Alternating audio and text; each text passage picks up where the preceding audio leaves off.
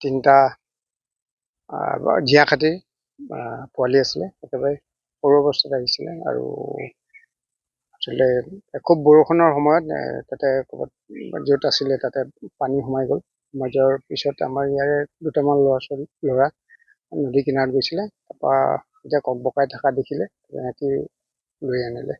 অনাৰ পিছতে সিহঁতি মোক গতাই দিলে। তাৰপিছত আৰু এটা চৰাই, বতাহী চৰাই, এইটো আপোনাৰ বাগৰিৰ পৰা উদ্ধাৰ কৰা হৈছিল। পাপু গোস্বামী উদ্ধাৰ কৰিছিলে আৰু ক'ৰবাত পৰি থকা অৱস্থাতে পালে। পোৱাৰ পিছত মোক গতাই দিলেহি আনি। আৰু সেইকেইটাই প্ৰতিপালন হৈ আছে অলৰেডি। যিকেইটা জীয়া খাটি বি ইটাৰ বুলি কয়, সিহঁতক অলৰেডি সিহঁতৰ ট্ৰেইনিং চলি আছে।